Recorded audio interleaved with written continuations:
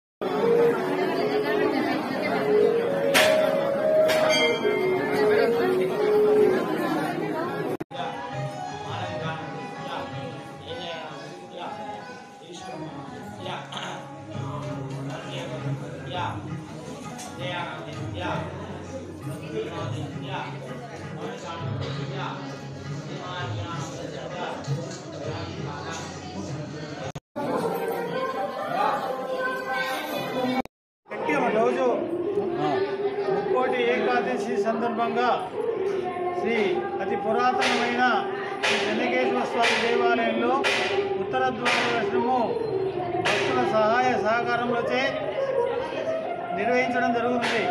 ఉత్తర ద్వారం యొక్క ప్రాముఖ్యత ఏంటంటే ఆషాఢ శుద్ధ ఏకాదశి రోజు విష్ణుమూర్తి యోగ నిద్రలో ఉపక్రమించి కుడి బాధలో పడుకుంటాడు. భాద్రపద శుద్ధ ఏకాదశి పరివర్తన ఏకాదశి స్వామివారు కుడి బాజు నుంచి ఎడవ బాజు తిరుగుతాడు.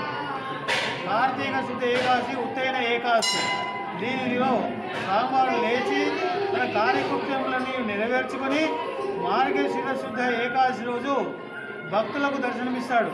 33 కోట్ల దేవతలు ఎవరయ్యా అంటే 33 కోట్ల దేవతలు కలియుగంలోనే ఉన్నారు. 33 కోట్ల దేవతలు దేవలోకంలో 33 మంది ఎవరయ్యా అంటే ఆదిత్యాది గ్రహాలు వాళ్ళు, తర్వాత దేవాది 12 మంది, 11 మంది ఏకాదశ రుద్రులు, 12 మంది ఆదిత్య వృద్ధులు, తర్వాత ఇద్దరేమో సూర్యచంద్రులు, ఇలా ఉంటే 33 అవుతుంది.